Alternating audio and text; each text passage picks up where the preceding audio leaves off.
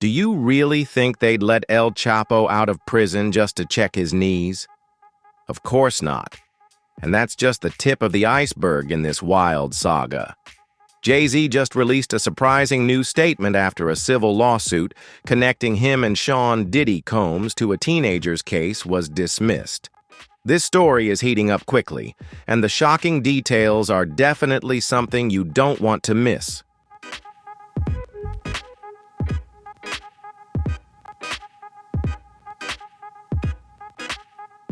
And that's not all. For the first time in New York City history, a sitting mayor has been indicted on criminal charges. At the same time, a former assistant to Sean Diddy Combs has stepped forward in a new interview, making explosive claims about wild parties and heavy drug use. Many are asking, is he being targeted because of his race? This story has never been more intense, and the controversy is just heating up. Drop a comment below. Type 1 if you stand with Diddy, or 0 if you see things differently. We want to hear your voice. Don't forget to like and subscribe so you're the first to catch all the updates. We're revealing the hidden truths behind this breaking story.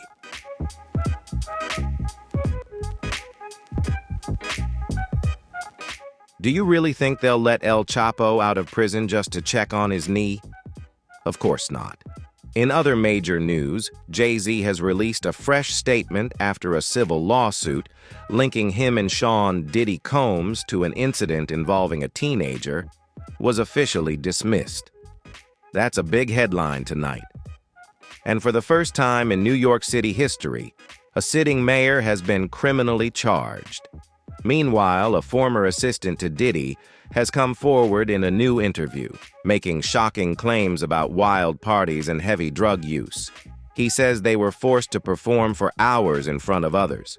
According to him, he's being targeted because he's black, and the accusations are rooted in racism.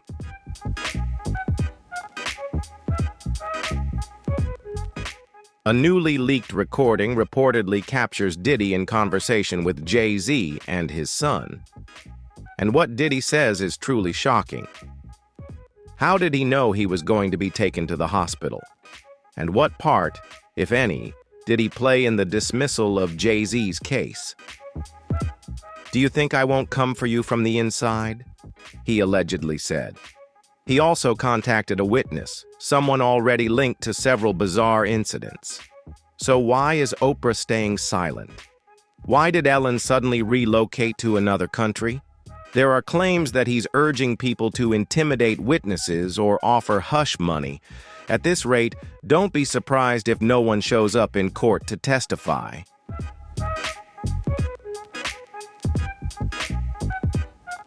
Don't contact me anymore, darling. I've already had that Houston lawyer breathing down my neck over that 13-year-old girl. If you don't want things to get worse, you need to start taking my son's calls. The defendant appears to be trying to intimidate the victim and witnesses, either into staying silent or giving testimony that supports his defense. He continues to plead not guilty. Meanwhile, New York authorities are grappling with serious leaks in the case. As alleged courtroom footage surfaces online and phone calls he made to witnesses have been leaked. Things are spiraling fast, and what he says in those calls will leave you stunned.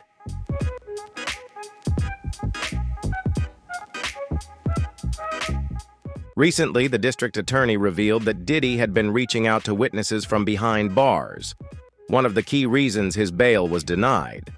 Rather than using his own phone privileges, he allegedly tapped into other inmates' access to make indirect contact through third parties, who then reached out to the witnesses for him. But in a surprising turn of events, the same DA who leveled these serious claims has abruptly resigned, right in the middle of what could be the biggest case of his career. And that's sparking a lot of speculation.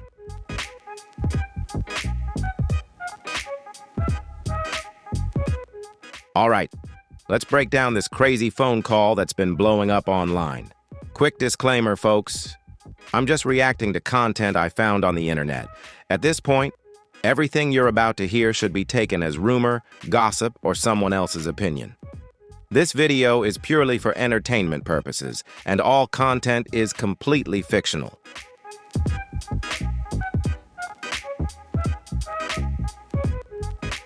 A few weeks back, rumors surfaced that Diddy told his son he had one final move left, and that he'd be out of prison soon. Then, on February 2nd, he was suddenly transferred from prison to a Brooklyn hospital for an overnight MRI. Just a week later, the lawsuit against Jay-Z was abruptly dismissed. So, what really went down during that hospital visit? Who did Diddy talk to? And could that mysterious conversation have had anything to do with the case against Jay-Z being dropped?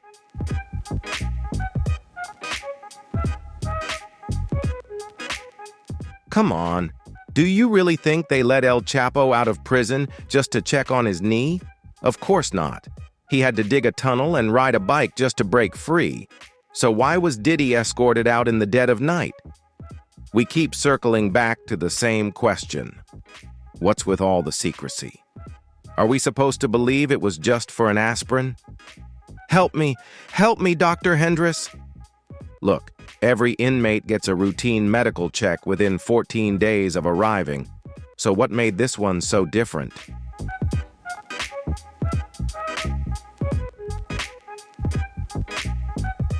From what I've read, I'm pretty sure he's had knee surgeries over the years, especially after running a marathon back in 2003.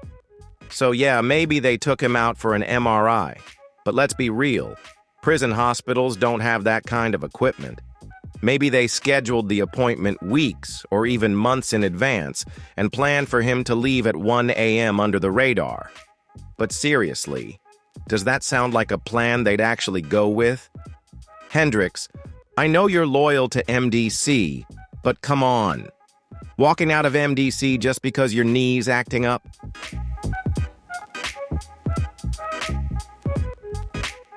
Have you seen that piece of content?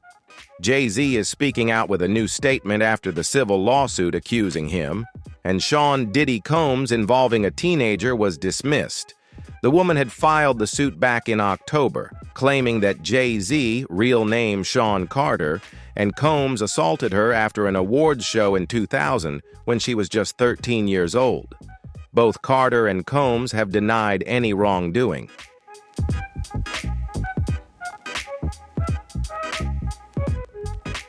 According to newly filed court records, the lawsuit was dismissed yesterday after the accuser voluntarily withdrew. In a statement released through Roc Nation, Jay-Z said the allegations had caused pain to his family and loved ones, stating, "I don't want anyone to go through this."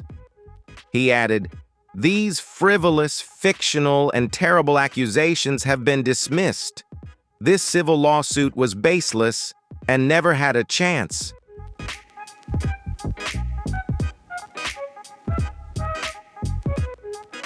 Listen to what Diddy says to his son. He clearly knew he was about to get out of prison. A phone call from Diddy, allegedly made from behind bars, was recently leaked and posted all over social media. This is believed to be that call, and it's packed with gossip, coded language, and speculation. So let's listen to it together and break it down. Now, in the leaked audio, Diddy talks about getting rid of the pizza box. And if you know the lingo, you know exactly what pizza symbolizes. That's likely what they're referencing and implying in this alleged call.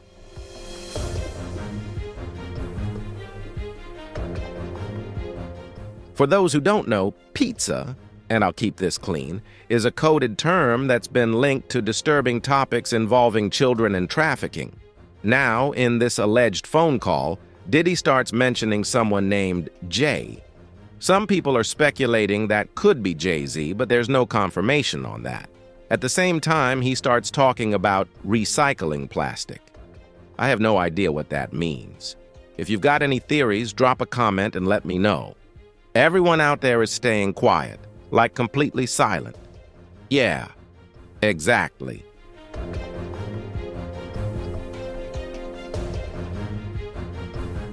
We'll let him have his fun, but I'm still getting the last word here. From the call, it sounds like he's asking for help. He mentions that a lot of people are staying silent, presumably the ones who still stand by him, and says he'll be the one who laughs last in the end. I told him to go ahead and do that. Then he goes on to say, "Don't forget the list." We don't know what this list is or what it's referring to, but this is all pretty wild.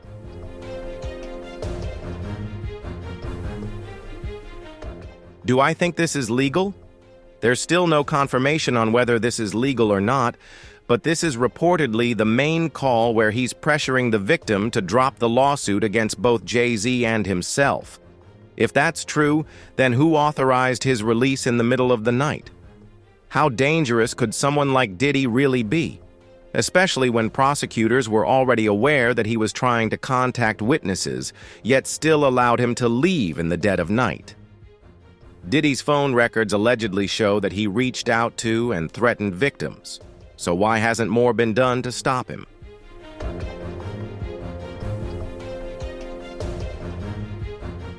New details have emerged this morning regarding the second lawsuit against Sean Diddy Combs.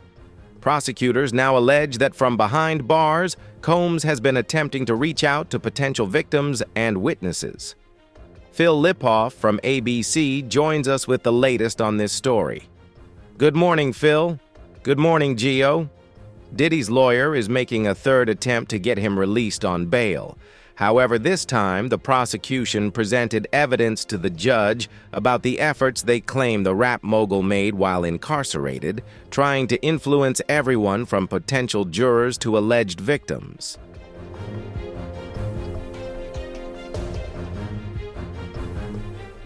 This morning, prosecutors brought new charges against Sean Diddy Combs, arguing that he continues to pose a serious threat even while behind bars, awaiting trial.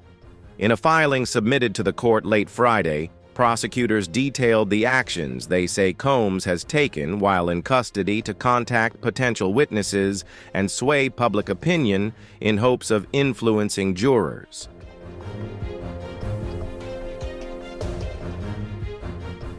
The allegations outlined in the prosecution's bail request are serious and will be carefully examined by the judge, who will want to ensure that Combs does not influence witnesses or attempt to interfere with the trial in any way.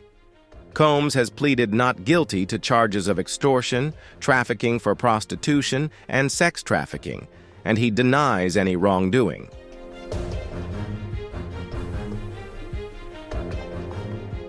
The government is now urging the judge to deny Combs' third bail request, which includes a $50 million bond, citing new evidence and changed circumstances. This is being presented as a clear-cut case. Jay-Z's lawyer is accused of being recorded trying to bribe a witness to lie, even going as far as impersonating an FBI agent and showing a fake badge.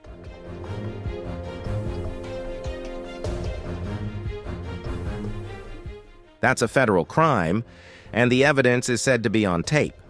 However, despite all of this, the lawsuit against Jay-Z was dismissed. So who's really pulling the strings here? And does Diddy's rumored connection to the New York mayor have any influence on this case? Meanwhile, in a new lawsuit, a man from Texas is accusing Jay-Z's lawyer of bribing people to file a lawsuit against Busby and his law firm.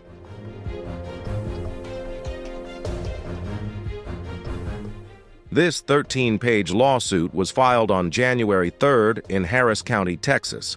The plaintiff in the case, represented by none other than Busby's law firm, is Jose Maldonado, who is suing Jay-Z's lawyers and his company, Rock Nation, but not Sean Carter, also known as Jay-Z.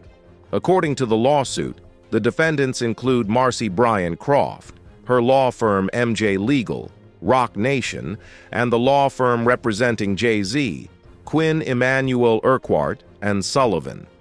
The lawsuit accuses the defendants of conspiring to obstruct justice by engaging in illicit activities to force over 24 current and former clients of the Busby law firm to return and file lawsuits against them.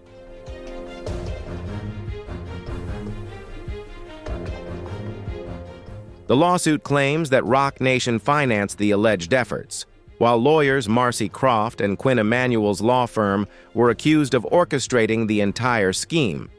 According to the lawsuit, the defendant's agents pretended to work for the state of Texas and are alleged to have used fake badges.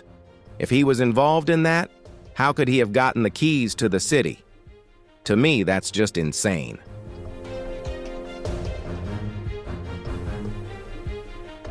If he was involved in these cases and everything in the city wasn't lining up, how could he have been discovered by the city? Now think about this.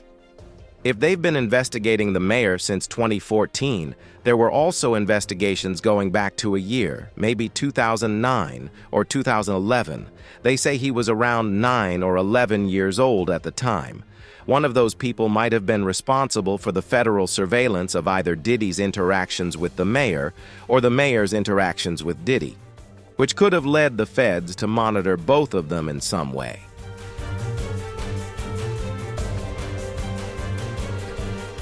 I'm not sure which came first, the interaction between Diddy and the mayor, or the mayor and Diddy. Which one did the federal authorities track first? My guess is it was probably Diddy. Interestingly, Diddy recently lost a $100 million lawsuit, right around the time Mayor Eric Adams was indicted.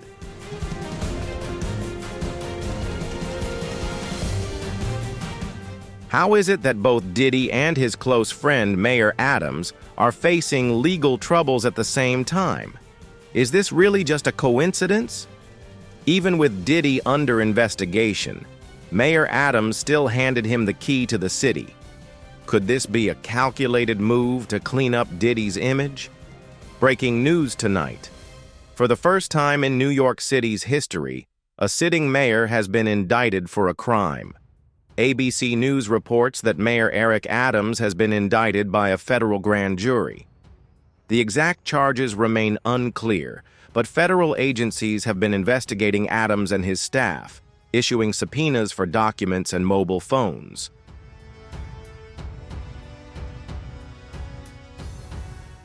Some members of the administration have resigned, and some of them are close friends of Mayor Adams. Once again, Eric Adams, the 110th mayor of New York City, has been indicted by a federal grand jury. We'll have the latest updates online and tonight on Eyewitness News at 11 p.m.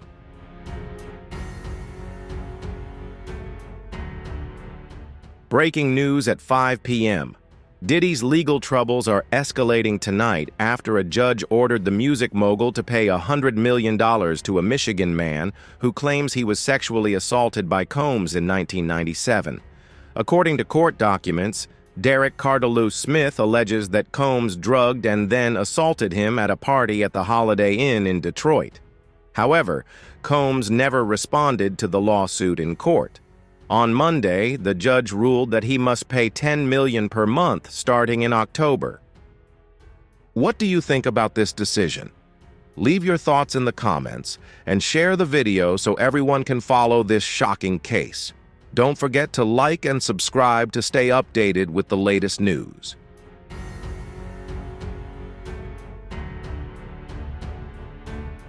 The victim is currently serving a 75-year sentence for sexual offenses and kidnapping. A new documentary by NBC News has just been released, featuring testimonies from those closest to Diddy's personal assistant. His closest friends and employees claim they witnessed Diddy's involvement in the sexual assault. Philippines, who served as Diddy's senior executive assistant from 2019 to 2021, alleges that Diddy forced him to prove his loyalty by engaging in sexual acts.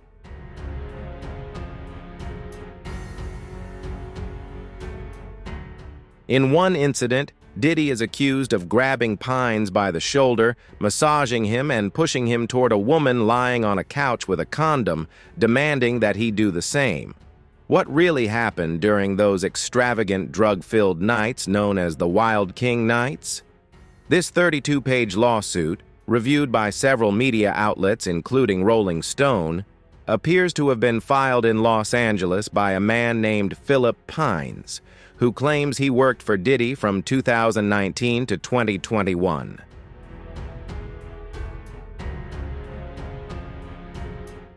So, actually, this lawsuit is more recent than some of the others we've seen against Sean Combs from the early 2000s or even the 90s, but according to the reports in the lawsuit, PANICS is making several serious accusations.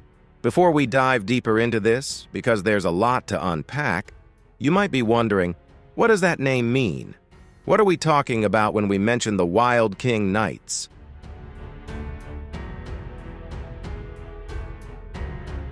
Part of the lawsuit alleges that PANICS was forced to prove his loyalty to Sean Combs, the so-called king, by performing sexual acts for him, hence the name Wild King Knights.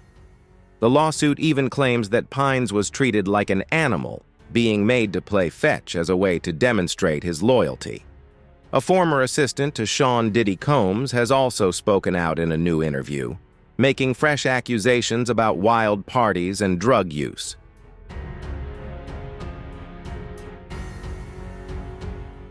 Ava Pilgrim is here with this story. Good morning, Ava. Good morning, Michael.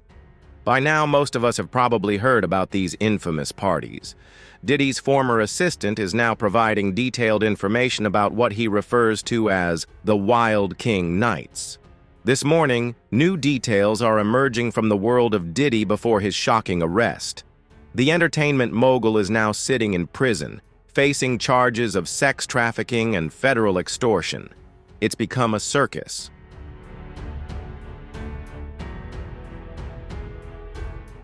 He could do anything he wanted, and we just served him.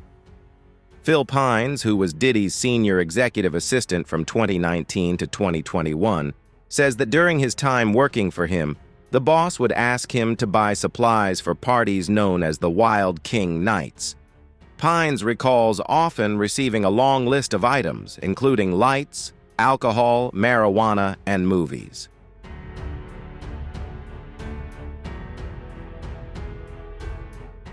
These requests began to become more frequent. Pines asserts that many of these parties involved younger women. Often you would see him with a younger woman. There's a power dynamic there. A more impressionable girl would be more easily drawn in. He adds that consent in these situations is complex, noting, "Consent lies between those participating, and I wasn't in these situations to fully understand what consent meant."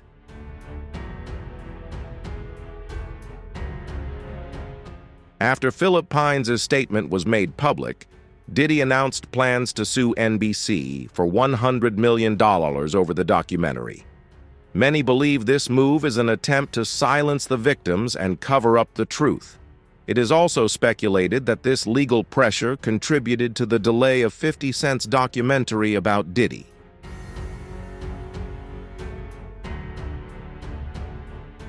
Diddy doesn't want the world to know what really happened.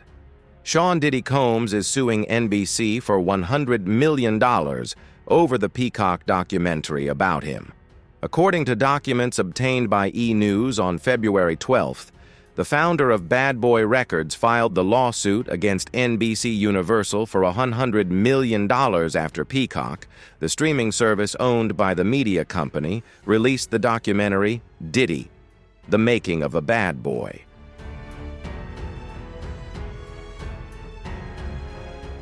In the filing, Combs, who is currently serving time for sex trafficking and extortion, accuses NBC Universal of defamation. He claims the company deliberately and recklessly aired the documentary, which included allegations that the rap mogul committed crimes, such as serial sexual assault of minors, without any evidence.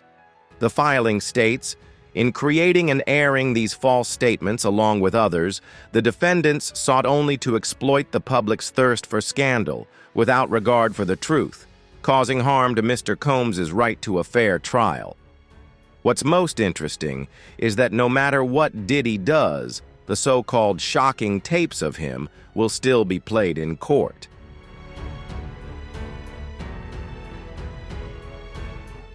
Prosecutors have confirmed that the tapes submitted as evidence during discovery will be shown to the jury.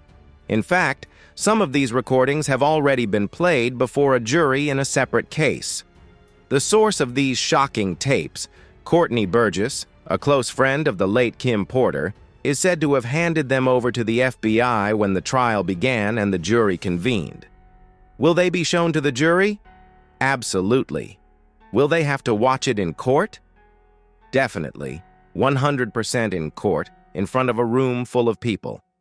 And that's another horrifying aspect. They'll have to watch hours of explicit material in front of everyone. So in front of the first victim, whoever that is, pornographic films will be played in federal court.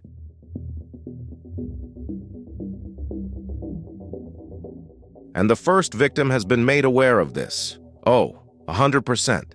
She knows. She's probably being informed right now that this will be brought to trial publicly. Her sexual history, her private life will be discussed in open court. Despite all of this, she hasn't backed down. She's moving forward, which speaks to her strength and determination.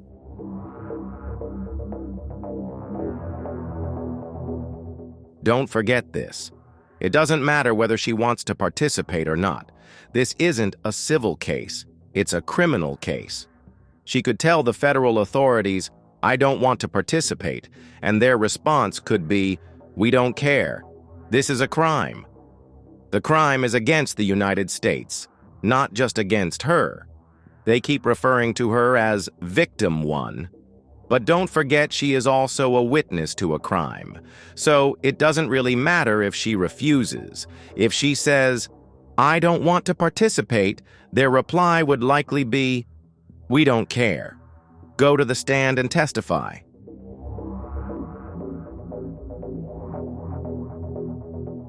Tupac's ex-girlfriend, Desiree Smith, just made a shocking statement on an episode of The Art of Dialogue.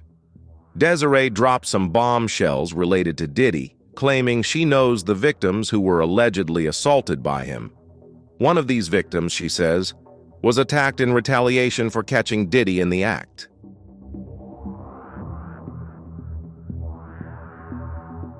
Diddy allegedly drugged and assaulted her while his guards watched. I know a lot of people who know him. I met one of his former bodyguards, and I went to a meeting about him. It's strange, like wearing fake penis attachments.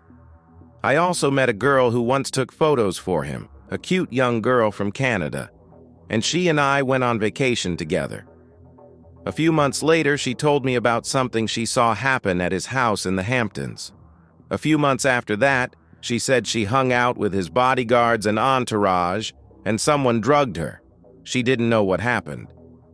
Nothing alarming, but then she went back to Canada. So, how long ago did this happen? Was it in the 90s?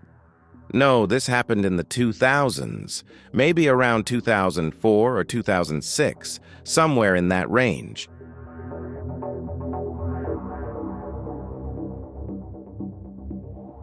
He did it. He did it. Despite everything that's gone down, including the release of a disturbing video showing Diddy violently assaulting Cassie, there are still people in Diddy's inner circle who continue to support him. All I saw was people each other, kissing, getting sucked, getting forced. I saw all of that. But that's normal. So I don't get why freaky stuff could be a crime when people are just going at each other.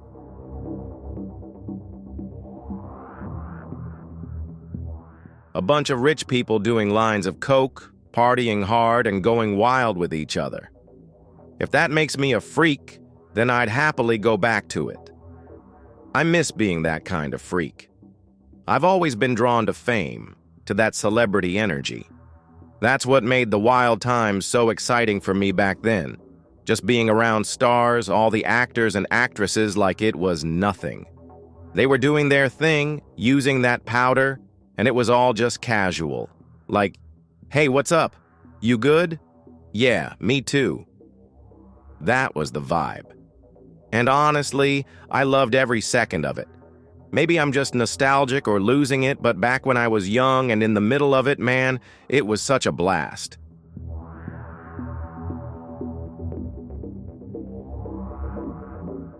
It felt like being a kid in a candy store, seeing all those actresses I grew up watching. You heard me. Guys doing blow, hooking up, and getting into all kinds of wild, stupid stuff. Now, with not many options left, Diddy's saying the accusations against him are all about race. He claims he's being singled out just because he's black, and that the people coming after him are just jealous of his success and want to tear down a successful black man.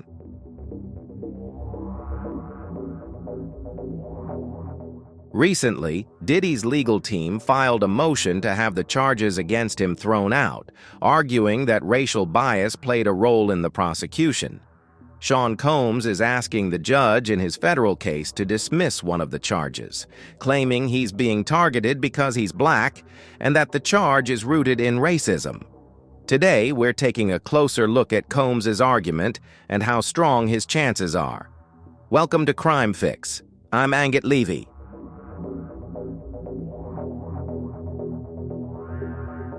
Sean Diddy Combs is pushing to have one of the charges in his updated federal indictment dismissed. He claims federal prosecutors are unfairly singling him out due to his race and his achievements in the business world. The charge he's asking the judge to toss is Count 3.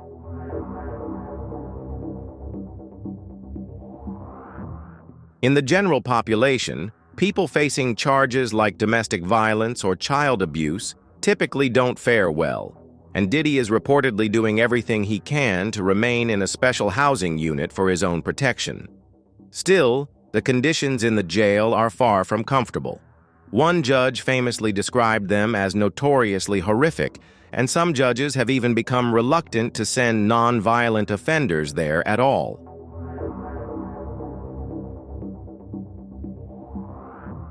In April, a group of inmates, identified in court documents by prosecutors as MS-13 gang members, stabbed another inmate 44 times in an attack caught on camera. 2 homemade weapons were recovered afterward, which you can see here. The victim survived. Over the past 3 years alone, 4 inmates have died by suicide, and violence isn't the only concern. There are also serious allegations of medical neglect, staff shortages, and drug smuggling, some reportedly involving staff members themselves. According to the AP, at least 6 staffers have been charged in the past 5 years, some accused of taking bribes and bringing in contraband. Of course, no one expects a jail to be a luxury resort, but it shouldn't be a house of horrors either.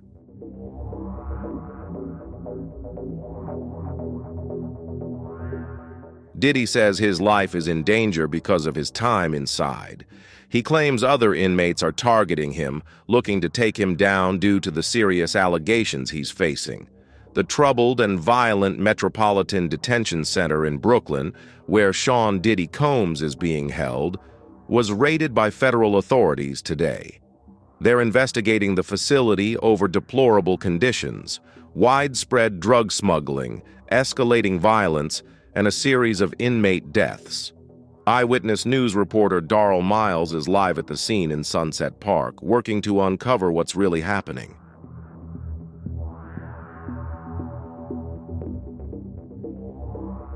Yes, Bill, the Bureau of Prisons is only calling this an interagency operation aimed at maintaining a safe environment, but sources tell ABC News the inmates aren't the focus. Attorneys who've represented clients here for years say the timing of the raid is genuinely surprising.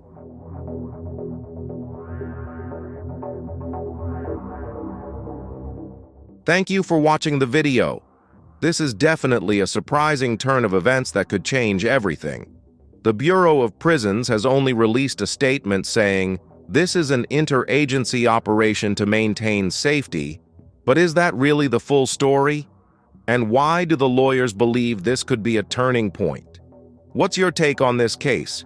Leave a comment with a 1 if you sympathize with Diddy, or a 0 if you feel differently. We want to hear from you. Thanks again for watching. If you enjoyed the video, be sure to like, share, and subscribe. Click on the next video on your screen for more exciting content. See you next time.